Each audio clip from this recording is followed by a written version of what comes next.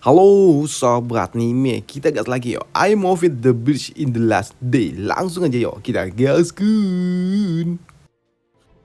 Mereview sedikit dari part sebelumnya. Setelah Wang mendapatkan banyak perhiasan dan ia memutuskan untuk kembali ke dunia asalnya, Wang ia langsung menelepon bebeknya kalau ia telah kembali dan ingin melihatnya.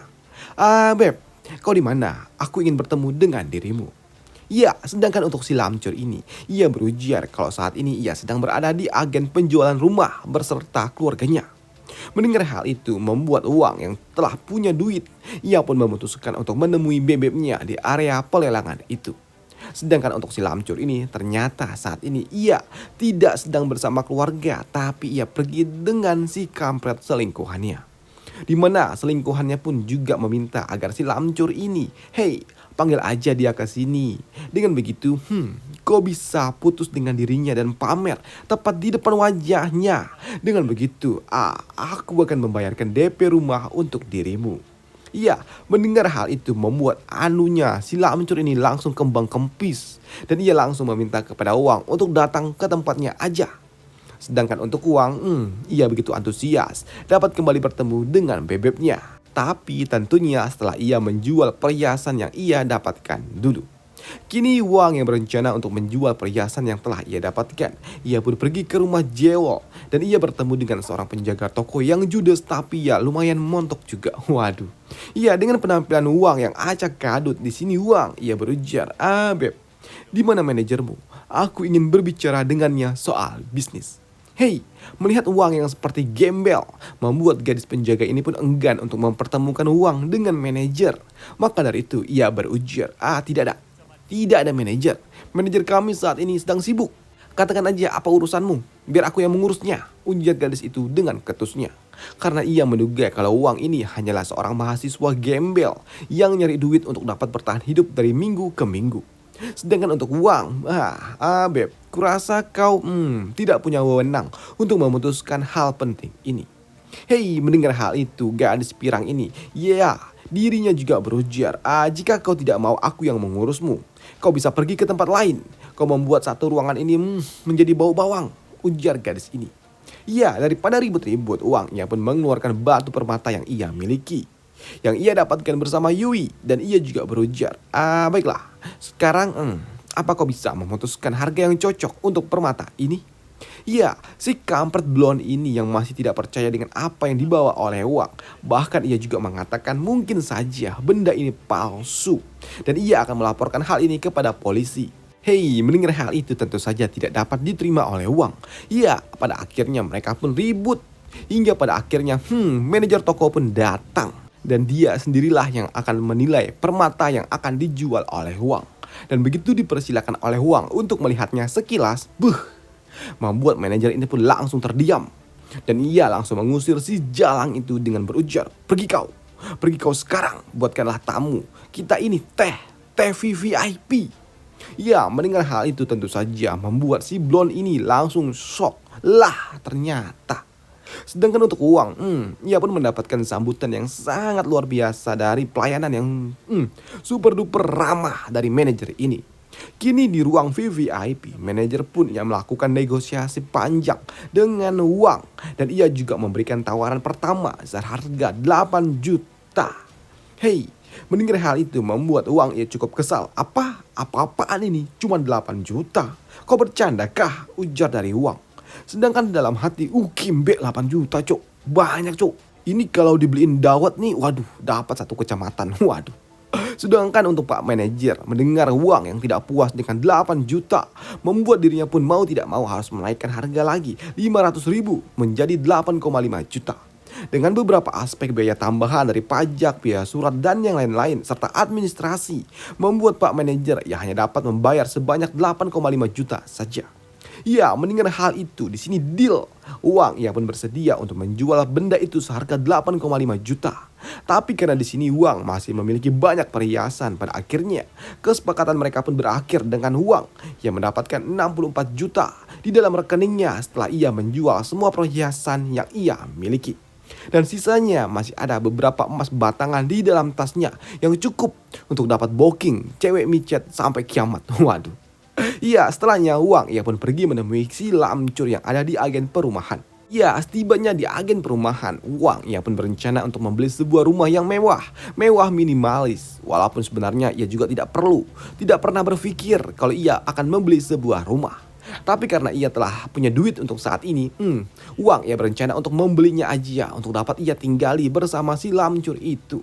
Namun sayangnya di sini Wang yang baru aja datanglah, ia malah menemukan ciwinya sedang dirangkul oleh pria lain. Dan tentu saja melihat hal itu membuat Wang bertanya, "Zhou, siapa dia?" Ya, dengan percaya diri, si kampret yang berada di samping si lamcur ini, ia belujar, "Yo, aku adalah pacar barunya." Bahkan di sini, si kampret ini ia menghina Wang dengan berujar, Beb, bagaimana bisa pengemis seperti ini menjadi pacarmu dulu? Iya, mendengar si kampret ini berujar seperti itu membuat Wang menjadi bahan olok-olokan bagi mereka semua yang ada di tempat ini. Bahkan mereka pun menghina. Ini adalah toko kelas atas. Bagaimana bisa ada seorang pengemis bisa masuk? Iya, penghinaan kepada Wang tidak sampai di sana saja. Selain dihina oleh orang-orang yang ada di tempat ini, Wang ya juga harus mendapatkan kabar kalau si lamcur ini meminta agar hubungan mereka cukup sampai di sini. Ya, alias putus. Waduh. Dan layaknya seorang wanita yang memang suka manipulatif, ia berujar, setelah kita wisuda, kita akan berada di dunia yang berbeda, dunia baru. Dan sekarang aku menemukan seseorang yang dapat merawat diriku dan bersedia memberikanku rumah. Dan jika kau mencintaiku, temukanlah kebahagiaanmu di luar sana demi diriku, ujar si lamcur ini. Awalnya di sini Wang ya sedikit kena mental, tapi ia juga tahu kalau ini pasti ulah si kampret itu, ya kan? Apakah dia memaksamu? Jangan takut. Aku ada di sini akan membelamu, ujar dari Wang. Hei, mendengar Wang yang berujar demikian, si lamcur ini malah ngotot dan ia ingin putus. Karena ia telah mendapatkan rumah dan juga diewew oleh si kampret itu. Dan untuk si kampret, ia juga tidak terima ditunjuk-tunjuk oleh Wang. Ia berujar, oi kampret, aku sarankan kau bersikap sopan. Jangan pernah menunjuk ke arah diriku, atau aku potong jarimu nanti. Hei, mendengar hal itu tentu saja membuat Wang cukup kesal. Ditambah ketika Wang digampar oleh si kampret itu yang terus-terusan berkata tidak sopan kepada dirinya. Dan untuk si kampret ini, ia juga berujar, Wang, bersikaplah baik kepada diriku. Mungkin saja aku akan mengembalikan si lamcur ini kepada dirimu. Tapi dia sudah aku ewew dengan brutal. Mendengar hal itu membuat Wang kesal dan berakhir dengan BAM! Dihantam. Si kampret itu pun dihantam dengan kaki milik Wang. Hei, melihat Wang yang menghajar tumpukan duit itu, waduh, membuat Wang harus diplak. Digampar oleh si lamcur ini sampai-sampai boba si lamcur ini pun mantul-mantul saking kerasnya. Waduh. Si lamcur ini juga benar-benar tidak peduli lagi dengan Wang. Ia hanya peduli dengan uang. Dan itu benar-benar membuat Wang frustasi. Cinta apa itu? Cinta tai kucing. Ternyata cintamu hanya seharga rumah. Sedangkan di sisi lain, melihat Wang yang penampilannya like a gembel dan berbuat ulah, waduh. Tentu saja Wang akan diusir oleh para penjaga. Iya, di sini Wang yang akan diseret keluar dari dalam area toko jika ia memang tidak mau terluka. Hei, mendapatkan perilaku yang seperti itu membuat Wang pun cukup kesal. Hei, apakah ini cara kalian memperlakukan tamu? Apa? Tamu apaan? Di sini harga rumah sangatlah mahal. Paling murah itu ada di 6 juta. Kau mana punya duit segitu? Gimbe. Kau tidak akan pernah mampu membeli rumah yang ada di tempat ini. Meskipun kau tidak makan selama 1 tahun, ujar gadis penjaga toko. Hei, bagi Wang yang telah mendapatkan duit puluhan juta, ia berujar, kau pikir 6 juta itu banyak kah? Tapi sebelum keributan lebih besar lagi di sini, manajer toko ia pun datang. Ia datang untuk menenangkan keributan ini. Namun untuk Wang yang memang sudah punya duit dan mendapatkan penghinaan yang dari toko ini, ia berujar, tadinya aku berniat untuk membeli rumah di tempat ini. Tapi ya, setelah mendapatkan penghinaan yang seperti ini, aku tidak berminat lagi, ujar dari Wang. Hei, awalnya di sini manajer ia meminta maaf dengan keributan yang telah dilakukan oleh pegawainya. Tapi ia tetap tidak terima. Tuan, kau sudah membuat pelanggan kami terluka. dan aku akan memanggil polisi untuk menanganinya jika kau bukanlah pelanggan kami, ancam Pak tua ini. Ya, di sini Wang pun berujar, awalnya aku memang berniat untuk membeli sebuah rumah di tempat ini, tapi kupikir-pikir, rumah-rumah yang ada di tempat ini tidak layak untuk aku beli. Hei, mendengar hal itu tentu saja membuat penjaga toko ini, mereka berdua pun syok. Lah, nggak layak apaan? Sedangkan untuk Wang, ia berujar, Zhao King, kuharap kau tidak akan pernah menyesal akan keputusanmu ini. Namun ketika Wang, ia akan pergi meninggalkan tempat ini. Ia dihentikan oleh Pak tua ini yang berujar, Tuan, karena kau sudah memandang rendah toko kami, aku ingin tahu rumah apa yang ingin kau beli. Rumah? Ya, bahkan rumah seharga 20 juta aja tidak cocok untuk diriku, sambut dari Wang. Hei, mendengar hal itu tentu saja membuat mereka kesal dengan sikap songong dari Wang ini. Dan ia juga menantang apakah Wang memiliki uang sebanyak itu atau hanya omong kosong doang. Ya, di sini Wang ia berujar, aku memilikinya. Dan jika aku bisa membuktikannya, aku ingin 3 orang itu berlutut dan berjalan layaknya seekor binatang, ujar dari Wang. Ya, mendengar soal bocah gembel yang punya banyak duit tentu saja membuat Wang ditertawai oleh semua orang. Sedangkan untuk si kampret, setelah ia dihajar oleh Wang, ia tidak terima dan akan menuntut balas. Namun begitu ia akan mendekati Wang dan siap untuk menghajarnya, matilah kau, dar, digampar. Si kampret itu pun digampar keras pakai emas batangan. Waduh, ia digampar pakai emas batangan sampai benar-benar tumbang. Hei, melihat Wang yang memiliki emas batangan tentu saja membuat mereka semua syok dan menduga sepertinya benda itu adalah palsu. Namun ketika Wang akan kembali pergi, di sini gadis penjaga toko pun kesal dan menganggap kalau emas itu palsu dan telah menyerang pelanggan toko, dan ia akan segera melaporkan hal ini kepada kepolisian. Tapi begitu Wang menunjukkan saldo pay letternya, barulah semua orang yang ada di tempat ini pun kena mental. Terutama 3 orang ini, karena mereka harus berjalan seperti seekor binatang karena telah kalah taruhan dengan Wang. Dan setelahnya akhirnya Wang pun tetap membeli sebuah rumah minimalis tipe 36. Waduh, kini Wang yang tidak menduga kalau ternyata kini ia dapat membeli sebuah rumah pakai duit sendiri. Ia sungguh sangat tidak menduga hal itu. Sedangkan di sisi lain, di kampus, 2 rekannya ini, mereka mencari-cari keberadaan Wang yang memang telah hilang selama beberapa hari dan tidak muncul ke permukaan. Namun ketika mereka ingin menelepon Wang, tiba-tiba saja mereka pun mendapatkan SMS banking yang memberikan sebuah informasi ataupun notif kalau ternyata ada uang 1 juta yang masuk ke dalam rekening mereka. Dan itu tentu saja mengejutkan bagi mereka. Oi, aing dapat duit 1 juta cu. Ya, mereka mengirimkan pesan ini kepada diriku juga, ujar dari rekan yang lainnya pula. Dan tak lama setelahnya, mereka semua mendapatkan suatu telepon dari Wang yang tentu saja membuat mereka mengangkatnya dan berujar, Oi komcol, kemana aja kau Mereka yang mendengar kalau Wang mendapatkan masalah dengan kekasihnya dan juga Li Gonzi membuat mereka pun bertanya, Cok, ada apa? Tapi di sini Wang pun mengatakan dan untuk santuy aja. Udah, santuy aja bro. Ini masalah sepele. Lagi pula, bagaimana dengan duit yang telah aku kirim? Ujar dari Wang. Hei, mendengar hal itu tentu saja membuat mereka berdua syok. Hei, apakah kau baru saja merampok bank? Pikir dari rekan-rekannya ini. Tidak bro, santai bro. Aku baru mendapatkan lotre atau togel. Waduh, aku mendapatkan 1M. Iya, mendengar hal itu membuat 2 rekannya ini kena mental. Dan setelahnya Wang ia pun pulang kampung menemui keluarganya yang ada di kampung. Dan kembalinya Wang menemui kedua orang tuanya tentu saja membuat kedua orang tuanya yang ada di kampung pun bertanya-tanya. Hei, apakah ada masalah? Tanya kedua orang tua dari Wang. Ya, bagi yang pernah merantau pasti tahulah kalau pulang kayak mana tuh kan. Waduh. Iya, selain menemui kedua orang tuanya, Wang ia pun pergi menemui pamannya.